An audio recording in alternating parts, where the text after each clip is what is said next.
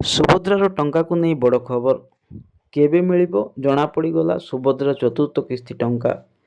କାହାର କଟିଛି ସୁଭଦ୍ରାର ନାଁ? କିଏ ପାଇବେ ସୁଭଦ୍ରା ଟଙ୍କା, କିଏ ପାଇବେ ନାହିଁ? ପୁଣି ଲକ୍ଷ ଲକ୍ଷ ମହିଳାଙ୍କୁ ମିଳିବ ସୁଭଦ୍ରାର ଚତୁର୍ଥ କିସ୍ତି ଟଙ୍କା। ହଁ ଦର୍ଶକ ବନ୍ଧୁ, କେବେ ଆସିବ ସୁଭଦ୍ରାର ଚତୁର୍ଥ କିସ୍ତି ଟଙ୍କା? ନମସ୍କାର ଦର୍ଶକ ବନ୍ଧୁ, ସିଡି ଟିଭି ନ୍ୟୁଜ୍ର ଆଉ ଏକ ଭିଡ଼ିଓରେ ଆପଣମାନଙ୍କୁ ସ୍ୱାଗତ କରୁଛି। ଭିଡ଼ିଓଟି ସମ୍ପୂର୍ଣ୍ଣ ଦେଖନ୍ତୁ, ତାହେଲେ ଜାଣିବେ ସମ୍ପୂର୍ଣ୍ଣ ଖବର। ହଁ ଦର୍ଶକ ବନ୍ଧୁ, କେବେ ଆସିବ ସୁଭଦ୍ରାର ଚତୁର୍ଥ କିସ୍ତି ଟଙ୍କା? ତୃତୀୟ କିସ୍ତି ପରେ ଏବେ ଚତୁର୍ଥ କିସ୍ତି ଟଙ୍କାକୁ ସମସ୍ତେ ଚାହିଁ ରହିଛନ୍ତି। ତୃତୀୟ କିସ୍ତି ଟଙ୍କା ପରେ ଏବେ ପୁଣି ଆସିବ ଚତୁର୍ଥ କିସ୍ତି ଟଙ୍କା, ଯାହାକୁ ସମସ୍ତେ ଅପେକ୍ଷା କରି ରହିଛନ୍ତି। ସରକାର 1 କୋଟି ମହିଳାଙ୍କୁ ତୃତୀୟ କିସ୍ତି ଟଙ୍କା ପଠାଇଛନ୍ତି। ଅର୍ଥାତ୍ ଯେଉଁମାନେ ଟଙ୍କା ପାଇନଥିଲେ ସେମାନେ ଏକା ସାଙ୍ଗରେ ପାଇଛନ୍ତି 15,000 ଟଙ୍କା। ଏବେ ପୁଣି ଆସିବ ଚତୁର୍ଥ କିସ୍ତି ଟଙ୍କା। ସମସ୍ତେ ଯୋଗ୍ୟ ହିତାଧିକାରୀଙ୍କୁ କେମିତି ସହଜରେ ମିଳିପାରିବ?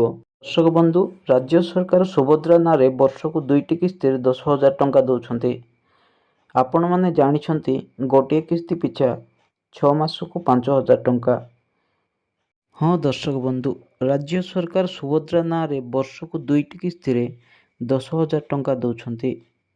ଆପଣମାନେ ଜାଣିଛନ୍ତି ଗୋଟିଏ କିସ୍ତି ପିଛା 6 ମାସକୁ 5,000 ଟଙ୍କା। ଯେଉଁମାନେ ପ୍ରଥମରୁ ପାଇନାହାନ୍ତି କି ପ୍ରଥମ କିସ୍ତି ପାଇ ଦ୍ୱିତୀୟ କିସ୍ତି ତୃତୀୟ କିସ୍ତି ଟଙ୍କା ପାଇନାହାନ୍ତି, ତାହେଲେ ଏକା ସାଙ୍ଗରେ ଆସିବ ଖାତାରେ 3ଟି କିସ୍ତିର 15,000 ସୁଭଦ୍ରା ଟଙ୍କା। ଏବେ ଆସନ୍ତୁ ଜାଣିବା କାହିଁକି ଅନେକ ମହିଳାଙ୍କୁ ଟଙ୍କା ମିଳିନାହିଁ।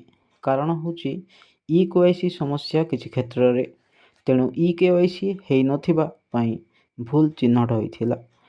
ପ୍ରଭାତୀ ପରିଡ଼ା କହିଛନ୍ତି ଯେ ଫିଜିକାଲ ଭେରିଫିକେସନ୍ କରାଯିବ। ଯଦି ଆପଣମାନେ ଯୋଗ୍ୟ ହିତାଧିକାରୀ ତାହେଲେ ମିଳିପାରିବ ସୁଭଦ୍ରାର ସବୁ ଟଙ୍କା। ଏବେ ଆସନ୍ତୁ ଜାଣିବା ଆଗାମୀ କିସ୍ତି କେବେ ମିଳିବ ସୁଭଦ୍ରା ଟଙ୍କା। ସରକାରଙ୍କ ସୂଚନା ଅନୁଯାୟୀ ମହିଳା ଦିବସରେ ବଣ୍ଟା ହେବାର ସମ୍ଭାବନା ରହିଛି।